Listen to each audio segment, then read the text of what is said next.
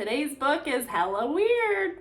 Not particularly disturbing, not particularly gross, just hella weird. The book I'm talking about is The Pallbearers Club by Paul Tremblay, and if you have ever read anything by this author, then you will know that most of his books are just giant question marks, kind of like, what did I just read? What actually happened? I'm at a loss.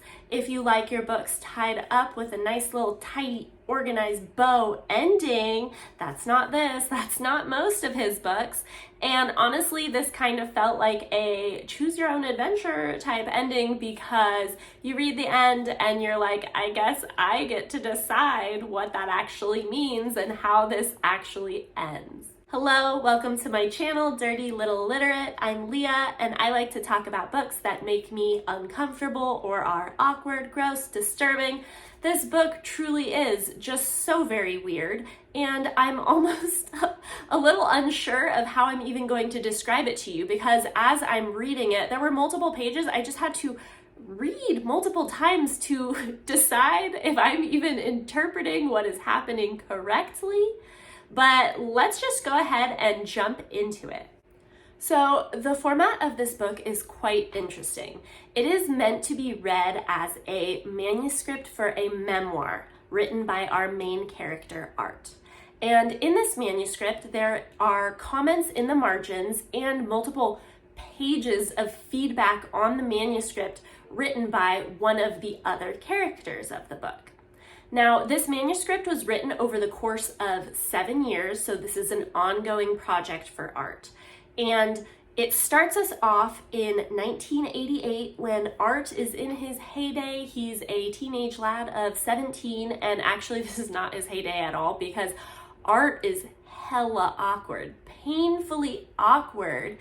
And Art's self-esteem is so low that even if you were someone reading this book with low self-esteem, you're gonna feel like a confident bad bitch by comparison, because you sort of get the sense that Art is embarrassed by even breathing. Everything he does, he is so ashamed and grossed out by. And for some reason, this really worked for me, and I really liked this character's energy, or at least reading about it.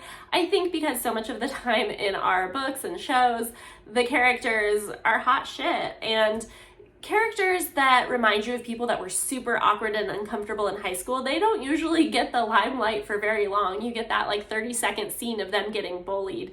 But to be reading a book where the primary perspective is this nerdy, awkward characters, I actually quite enjoyed. Now, Art is trying to get into college, and he realizes that his college applications might not be super competitive because he doesn't have a whole lot of extracurricular activities. So he gets the idea to start an after-school club called the Pallbearers Club. And this club will basically volunteer to attend funerals of people who don't really have people who want to go to their funerals. So maybe if nobody shows up, or there's only like 1 or 2 stragglers, these high schoolers will go to the funeral just to make it look like this person's funeral is slightly more poppin', I guess. And they also are the ones carrying the casket down for it to get buried at the cemetery. So the turnout for this club is not the best, as you can imagine. There is Art, there is a well-meaning nice little girl, and there is the school bully Eddie. It's the 3 of them. They're the Pallbearers Club. There is a late attendee to the Pallbearers Club who is not in attendance at the first funeral, but she joins later on, and her name is Mercy. And the way she is described is kind of interesting, because these are all high schoolers, but Art has posted flyers for this club pretty much everywhere, so it doesn't seem like she's a high school student, but Art says he could not tell if she's in her 20s, her 30s, or is she a teenager? She's sort of ageless, and he describes her as extremely plain looking, like the most normal human in terms of features, but she's got this kind of cool punk vibe, and she's kind of sassy and just alternative, and she's unique, and she's just kind of that girl, and we kind of just like her. And so she joins the club, and we're not really sure why, because if she's not in high school, it's not like she's doing this for her college apps, and Something strange about Mercy. The first funeral that she attends, she has this Polaroid camera and she starts snapping pics of the dead body in the casket. And I guess the funeral director is just like, okay, just make sure you do it before the funeral. He's not even that mad. So this is not something she just does at the first funeral. This is a consistent thing. So we don't know, like, it gives you a weird vibe, like, okay, what is her motive for being here and why is she taking all these pictures of the dead bodies? And Art asks her about this at one point and she says she's trying to find evidence. And he's like, evidence of what? And she's just kind of mysterious and just kind of writes him off and doesn't really tell him. So we don't really know. Is she joking? What's happening? I don't know. Does she just like photography? Who knows? Art and Mercy start to form a friendship, and the other two members actually drop out. So the Pallbearers Club is Art and Mercy, and we still do not find out her age. So it's possible that this 17-year-old boy is friends with this woman in her 40s, or she could be 19. Like, we don't know. We get the sense she's a little older. But anyways, they form a friendship, and every Saturday they go to a funeral, and after the fact they will hang out all day, and they sort of form this bond. And you can tell that Mercy feels for him because he's so damn socially awkward, and she's basically his only friend. And because she's super punky and sassy, she kind of makes him like 2% cooler, which is he's still very uncool, but she's very sassy to him. She talks a lot of shit, makes fun of him, but I think she's trying to bring him out of his shell, and it does seem to work to a certain extent. So Art and Mercy's friendship is kind of unconventional. He doesn't really know a lot about her, and she seems to avoid answering a lot of questions that could give him any more information. And throughout the memoir manuscript, he seems to be getting at something, that there's going to be some sort of big reveal and it's going to be related to Mercy. Every time he mentions Mercy in the memoir, it sort of makes it sound like, oh, but you'll know later. You're going to get it later. And so you're like, oh God, what happens with Mercy? And meanwhile, Mercy is the one making all the commentary in the margins of this manuscript. And a lot of Mercy's commentary suggests that this should not be considered a memoir and that this should definitely be considered a novel, because she's like, dude, this is hella fiction. He's saying that she said certain things she knows she would never say. The way he's recalling events, she's like, it did not happen like that. And it's hard because memory is so malleable. So we don't know if he thinks that all of this stuff happened exactly the way he's writing it, or if he's kind of taking some creative license, but we get the idea that perhaps he is not a very reliable narrator. So at one point, Art has to do a history project for school, and Mercy gives him an idea for his project. She suggests that he do this assignment on a New England vampire from the 1800s named Mercy Brown. Now you're like, why the hell is there another Mercy? So Art says at the beginning of the memoir that he's changing the names of the characters. His name isn't Art, Mercy's name isn't Mercy. But that does beg the question, okay, why are you naming Mercy after this vampire? Basically, this vampire had a lot of her family members die of consumption, which is like tuberculosis. But back then, the community was getting very skeptical about why so many family members in this specific family were dying.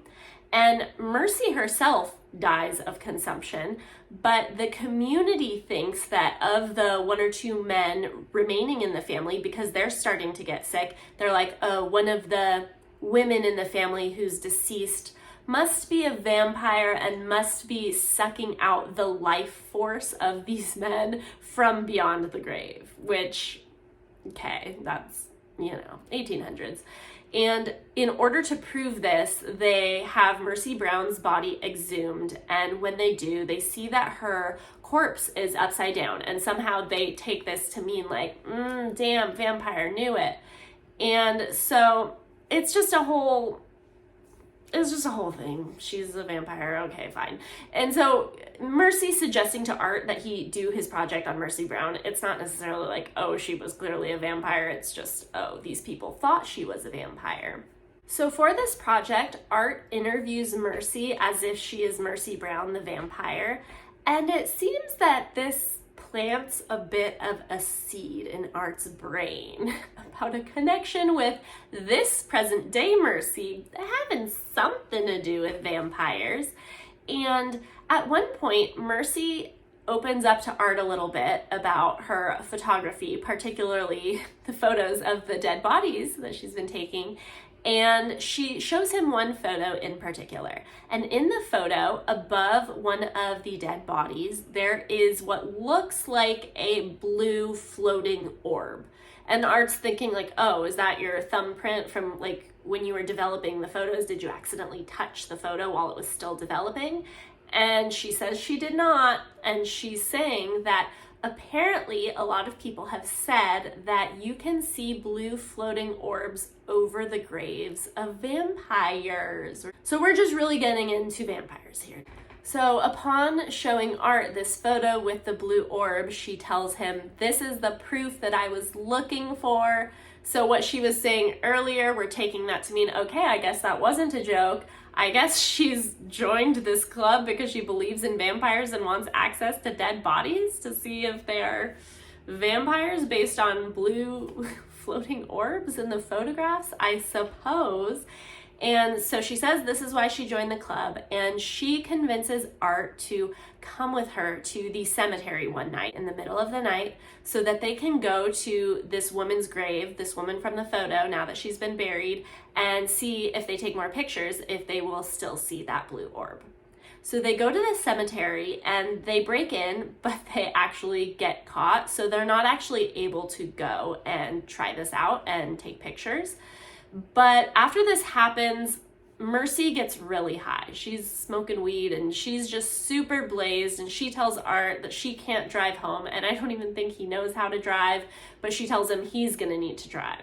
So he gets back to his house and Mercy says, look, I don't even think I'm gonna be able to drive home. Is it okay if I sleep over? Which, again, is this woman 40? Because like, are his parents gonna be okay with that if some like 40-year-old woman is sleeping over at his house? But I think at one point they do mention her being in like community college, which again, you could be in community college at any age, but I really do get the vibe that she's probably like 19 or something. But anyway, Art agrees and he sneaks her inside, kind of hoping his parents won't notice. And that is the first night that weird things start happening. So the night of the sleepover, Art wakes up in the middle of the night and he wakes up in a panic. He is in a lot of pain and he almost feels as if something is sitting on his chest, and he just has this sense of fear and something's wrong. And for a minute there, it's like he can't even move. And eventually he's able to kind of get it together. He gets out of bed, and because he's all flustered and weirded out, he decides to go to the room that Mercy is sleeping in to check on her. And this is where I'm almost going to have a difficult time even trying to describe the contents of this book, because the way this is written is just so bizarre that even trying to get a clear picture in my head of what's going on was quite challenging. So he goes and he sees Mercy is sleeping, and he notices that there is a blanket on her that he did not put on her, and it is bundled up around her chest and it seems to be pulsing. And he's super confused. And then as he's looking at Mercy's face, all of a sudden it's not her face anymore. And yet it is. It's her face, but it almost looks like it's like caved in and sort of like hollowed out. And he describes it almost like looking like that of a corpse. And now it seems like her face is changing, and he recognizes it as the face of a woman that he saw at the first funeral, the first dead body he saw. That is now what Mercy looks like. And then suddenly he realizes the pulsing blanket is her jacket. It's not a blanket, okay, it's her jacket, but then now her jacket has a face. jacket has a face, it's pulsating, its mouth is moving, it's super creepy looking. It is the stuff of nightmares, and he is absolutely terrified. You know, his reality has completely shifted. He has no idea what's going on, and Mercy seems to be sleeping throughout this whole situation, and he's scared shitless. So he decides that he is going to grab Mercy's Polaroid camera and take a picture so that he can have proof of what happened. And as he takes the picture, the flash goes off and Mercy wakes up. And he's scared. He's really scared of her. So he takes the picture, he's like, oh, sorry, and then runs away. And he goes and he locks himself in his bedroom. Now, Mercy runs after him, and she's trying to get into his room and is like, what the hell? And he will not open up for her. And he tells her to leave him alone. He's all freaked out. And she's so confused, but I think she's just like, okay, whatever, I'm just gonna leave. So she heads out in the middle of the night. And we're just left like, what did I just read? What is even happening? What am I supposed to make of this?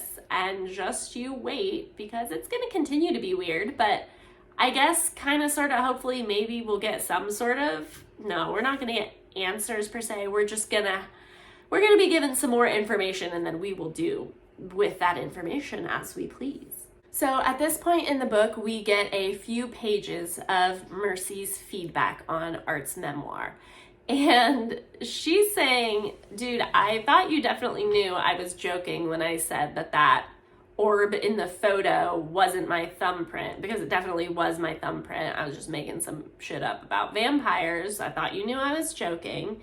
And she says that the night that they went to the cemetery, Art also hella smoked weed, and she very strongly suspected at the time that it was his first time smoking weed. And she even admits that that weed seemed unusually strong, and she's like, honestly, I wouldn't be surprised if it was laced with something. Oops. And basically she woke up in the middle of the night and Art was seeming like a pervy creep who's like taking a picture of her while she's sleeping, and then when she calls him out, he runs away and won't talk to her. So her experience of this situation is definitely different than his, and I'm definitely gonna say her version seems quite plausible.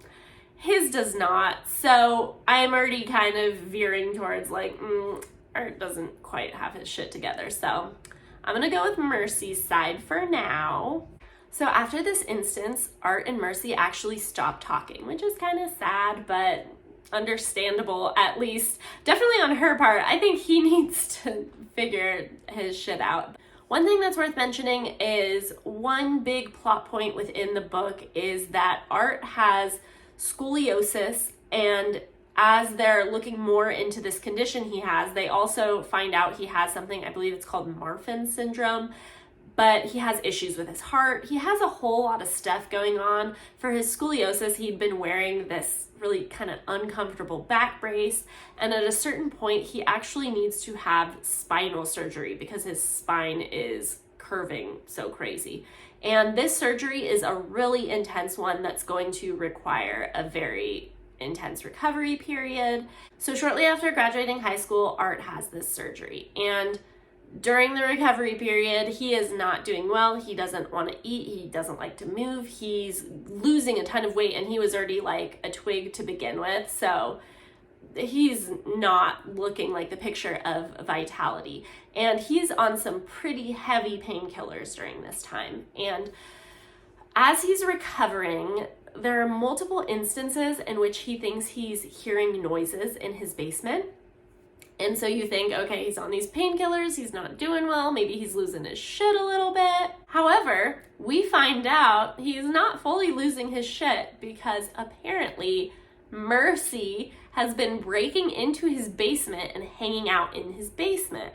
And now this is where you're like, okay, Mercy's not the most reliable character. I don't know that reliable is the issue, but she's just not the most has her shit together character either. She's like breaking into his basement and like hanging out and not even saying anything. After a while, she does acknowledge that she's there, and her and Art are kind of talking through the basement door, and he like doesn't want her to come into the house. He wants her to stay in the basement. I think he's still pretty freaked out by her. But her rationale for breaking in is that, you know, she knew he was going to be having the surgery and she was kind of concerned and wanted to check on him and make sure that he was doing okay. But she can see that he is very much not doing okay. And she's really trying to encourage him, like, you need to eat, you need to be moving around, you need to do what's best for you. And Art doesn't really want to hear what she has to say. He just wants her gone. He tells her to leave, and ultimately she does. Now, after Mercy had been telling Art that she really wants him to get better, in his head, we find out that he's thinking like, I'm like this because of you. Apparently, he started noticing a more severe decline with his scoliosis and his health issues. He feels like everything had been kind of stable and that it got a lot worse once Mercy came into his life. And he had also made a point in the memoir of really pointing out that every Sunday after he and Mercy would have been hanging out all day on Saturday, he just felt completely drained. It's almost like he's trying to suggest that some of his life force is being fed upon or something. He's basically saying that he thinks Mercy, like, this is somehow her fault that he even had to have this surgery. So again, this is also making us think that Art is not fully connecting the dots, and actually that he's connecting dots that are not meant to be connected. So I don't know, I'm feeling a little weird about Art, but I feel weird about Mercy too. They're all kind of weird. So at this point, we kind of have this jarring instance in which we are completely fast forwarded in Art's life. He basically wants us to know, you know, that was the last time that him and Mercy had talked, and now we are 20 years later. So now he would be in his late 30s, and he gives us a bit of a recap of what he's been doing the past couple decades, and it sounds like he's still awkward, he's still an unhappy person. He really found his passion with music, and he has been a member of a lot of different shitty bands with shitty weird names, and he never lasts in a band for very long, but that's pretty much how he has spent this time, is just jumping from one band to another. It's not like he makes that much money. During one of his performances, who shows up but Mercy? Literally 20 years later, she comes to one of his shows.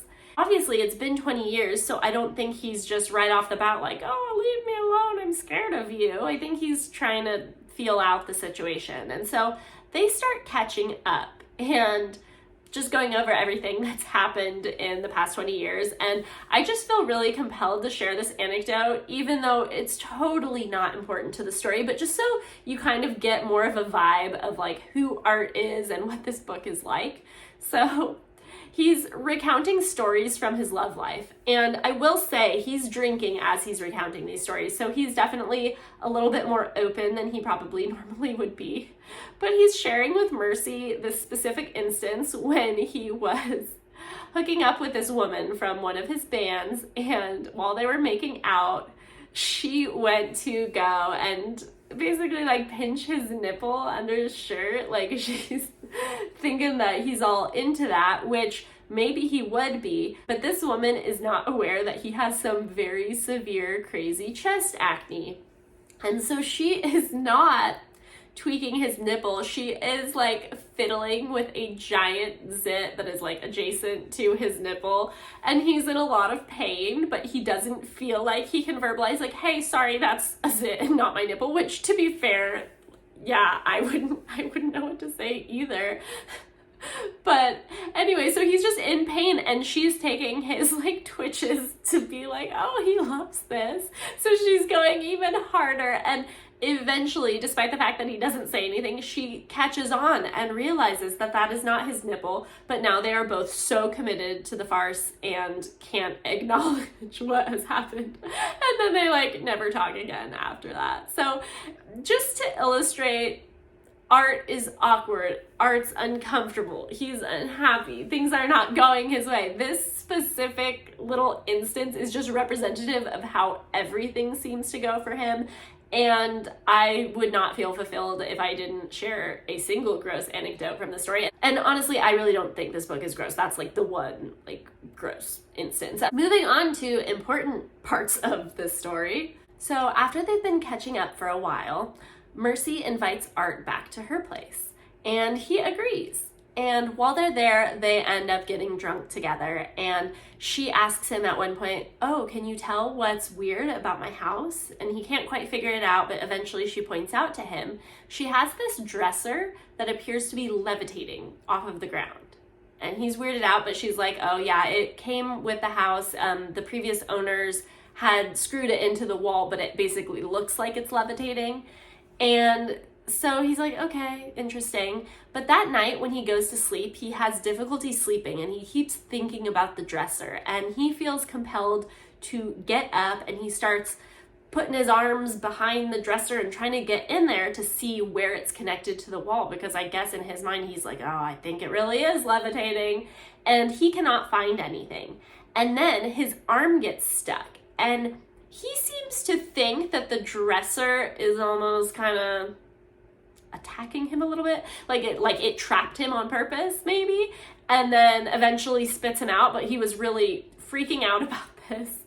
So again, we're like, what is going on here? Are you okay? So he wakes up the next day and he sees that the drawers, which he had taken out the night before, are back in the dresser, and he had just fallen asleep on the floor, I guess, and he does not remember putting those back in there.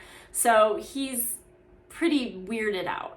So Art actually continues to stay over the next day at Mercy's, and they drink and reminisce about vampires and blue orbs and like, oh, what silly kids we were. At one point, while they're chit-chatting, Mercy suggests to Art that if the music thing doesn't go too well for him, because he honestly isn't seeming very happy anymore, she says, "Oh, well, just hear me out, but I have this idea. What if you wrote a novel about vampires?" And this is, they've just been talking about the vampires and the blue orbs and reminiscing, and I don't necessarily know why she thinks writing a story would be the next step if he quit music, but perhaps just that project that he did when he was younger about Mercy Brown. I don't know, but he did end up writing, as we can see, given the manuscript memoir. So that's just kind of an interesting suggestion that she makes. So that night he wakes up in the middle of the night, and he is in a lot of pain, and he just wakes up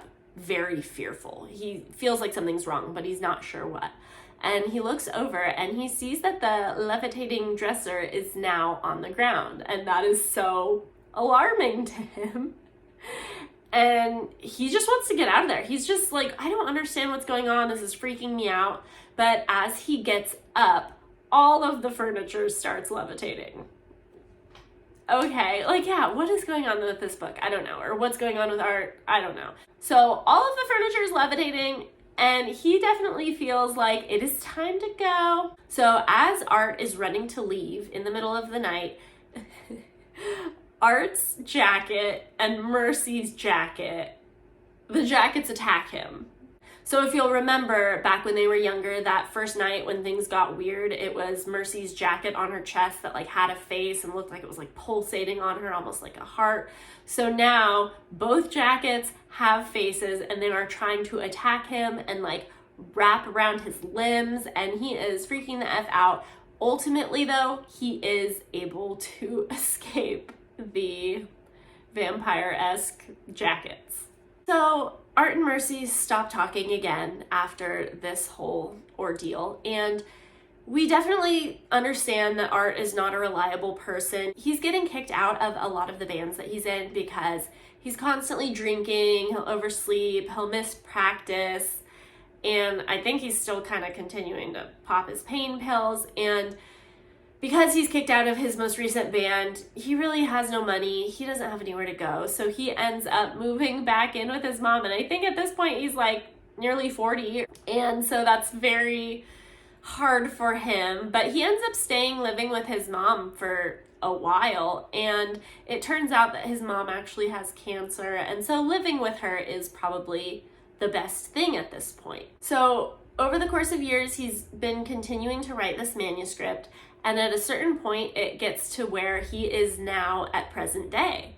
And so he's talking to his mom about this, and she's like, "Oh, well, so does that mean you're done?"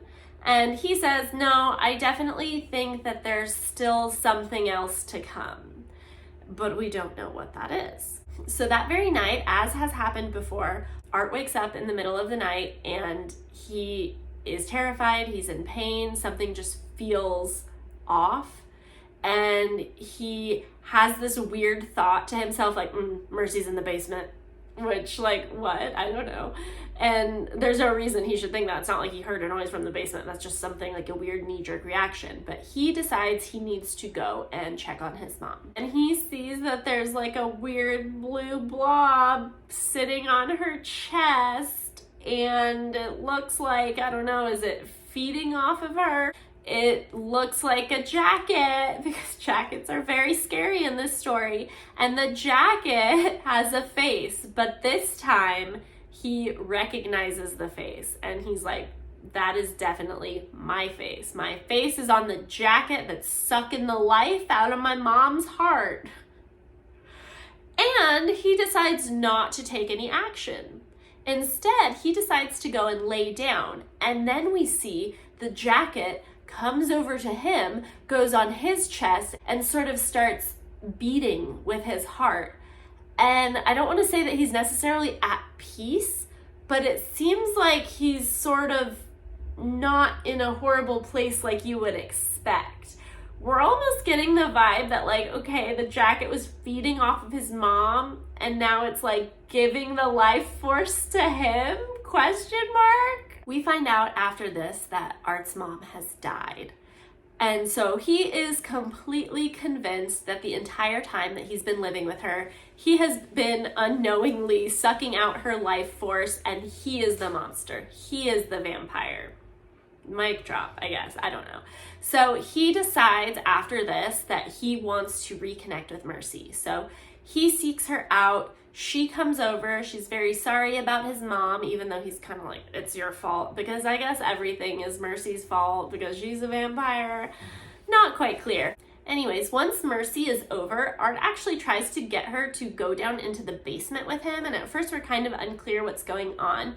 But then we realize, because of what happened with his mom and the fact that he feels like he was responsible, he is hoping that Mercy is going to suck out his life force and kill him because he feels so guilty.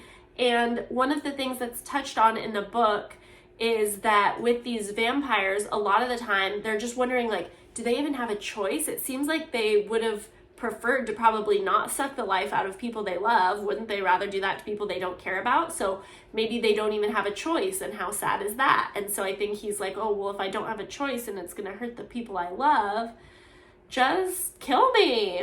And he is so shocked when nothing happens. They're in the basement, Mercy's just chilling, she's her normal self.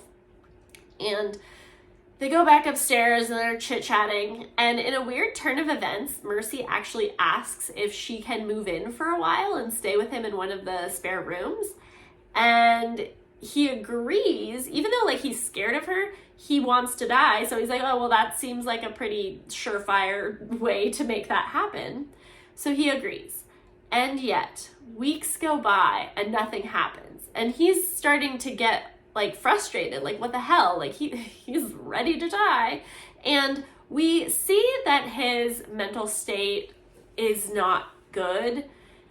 We actually find out that he has been stalking someone.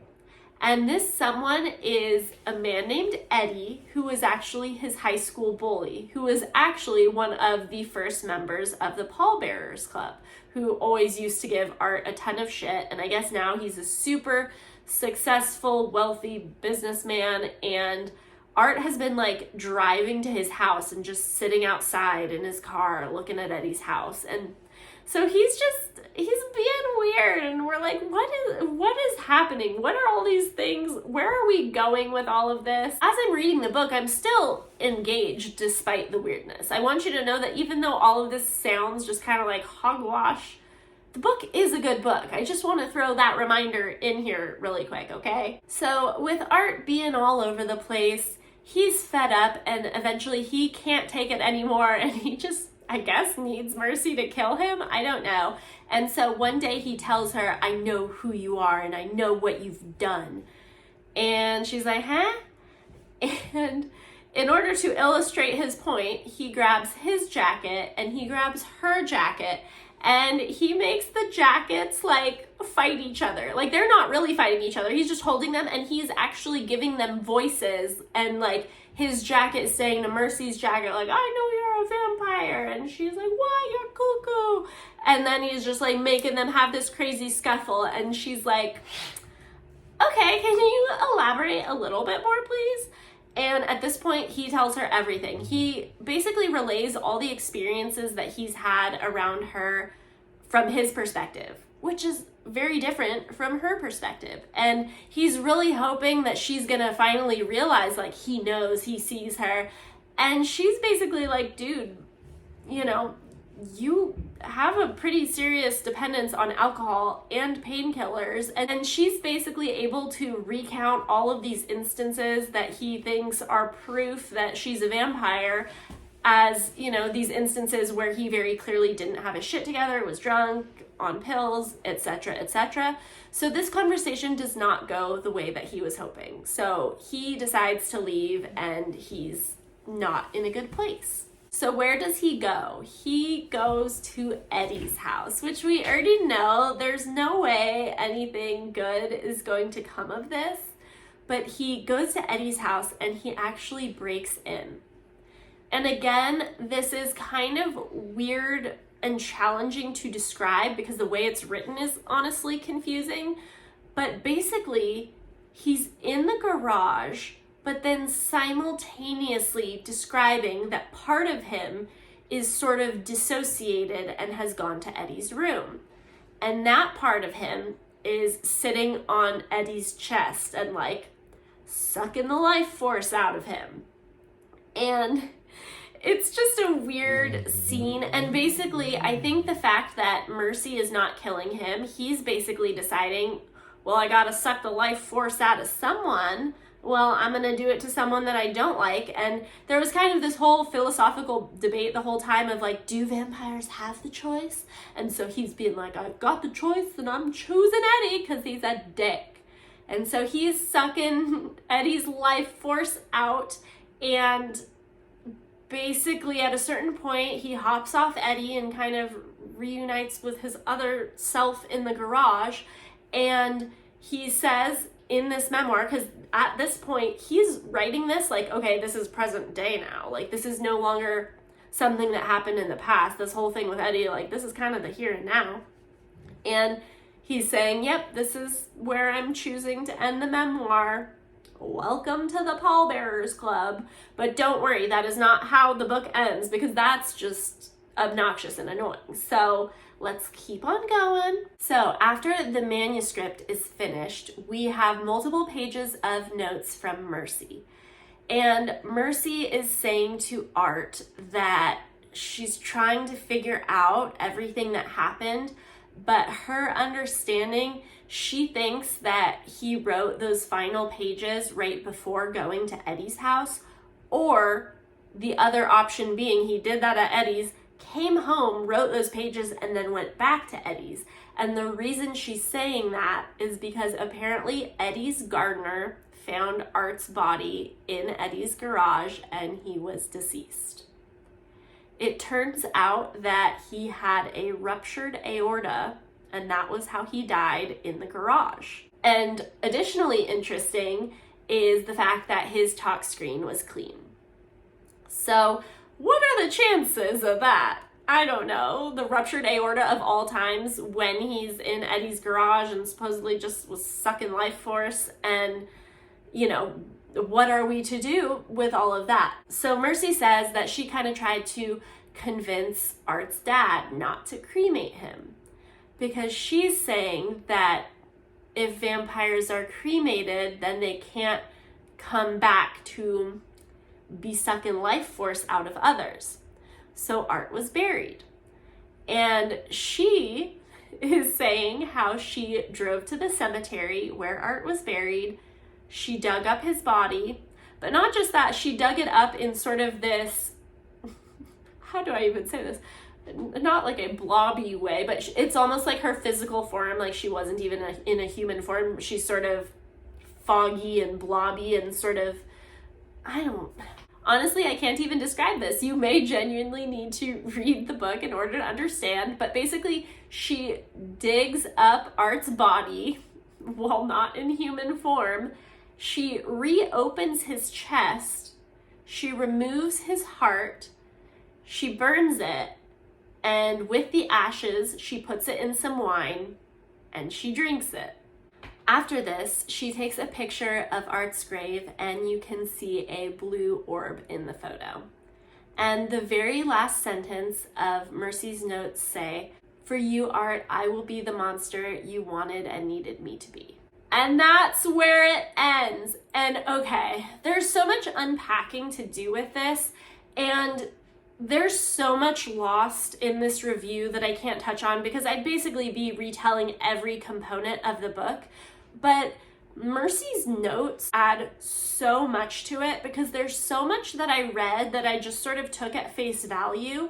And then she was kind of seeing all of these weird hints and clues that I would have totally missed, that she was kind of adding, that she interpreted from everything that Art wrote. Once she sort of got over the fact that she was annoyed that Art's memoir did not feel like a memoir and felt like fiction, she actually started to encourage the vampire storyline. Even though she knows she's not a vampire, she's like, okay, and then what if my character does this? And what if my character does that? And then, oh, then you find out that I am Mercy Brown or I'm not Mercy Brown. Like, she's giving him all these like ideas for the story that she is viewing as a story. And so in all her notes, she is addressing them to Art, but we realize that she found this manuscript after he died, and all the notes she's writing are addressed to him, even though he's not going to be able to read them.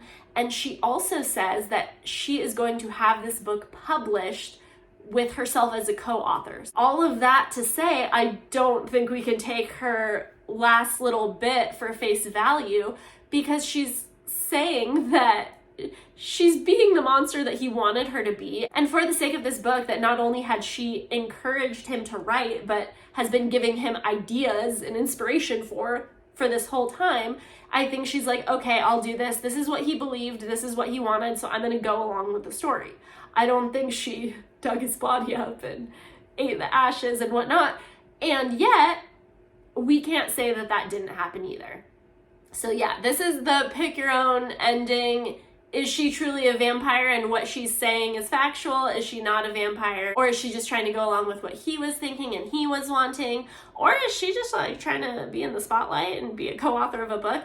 I don't quite feel that. I feel like they had such a weird, significant connection. And even in her notes to him, like, you can tell this was like her best friend. Even though they would go like decades without talking, she seems to really care for him. So this whole book, so many of the scenes of how Art is interpreting stuff when he would wake up in the middle of the night, super weird. Even this idea of vampires, this is not like your stereotypical vampire book by any means, because I sort of feel like they're using the word vampire for this entity that is not what we would typically describe as a vampire. And the jackets? What's with the jackets? Why couldn't it just be like a blob with a face? Why did it have to be a jacket and then the blanket that turns into the jacket? Like, some of it was just so strange. And in Mercy pointing out all these things that Art was writing that like I would never have picked up on as kind of these like, I don't know, subtle shout outs or Easter egg type things, it really makes me wonder how many of Paul Tremblay's books like I have just probably missed so much with. So all this to say, I enjoyed this book, but when I describe the subject matter to you and the plot, it's not really the type of book that sounds like something I would like. I don't really like these sort of fantastical, supernatural type things. That's not really my cup of tea. But the reason I liked it is because of Paul Tremblay, the writer. I just love his writing style. And I feel like he could almost write about anything. And the way he does it is just so well done that I'm really invested and intrigued. And I will say, some people do not like his stuff because it is so ambiguous, and I would say this isn't even by any means the most frustrating of his books in terms of not really having the concrete answers you want. At least with this one, you're like, okay, there are two possibilities. I'm sure there are more, but kind of two main possibilities of what the ending really means. Some of his books, like, you just don't get shit. You just really don't know. You don't know what you don't know. And I have a few more of his books that I own right now that are ready to be read, and I've read quite a few of his other books. I might even do a Paul Tremblay video at some point, just talking about all his different books, just little ditties of them rather than, summarizing everything. But how does everyone else feel about Paul Tremblay, and are people open to, these kind of ambiguous endings like this? I don't know. I'm not like fully mad at it though. Like, it's weird. It's such a strange book. I don't know. Tell me what you think. Thank you so much for joining me, and I will see you next time. Bye.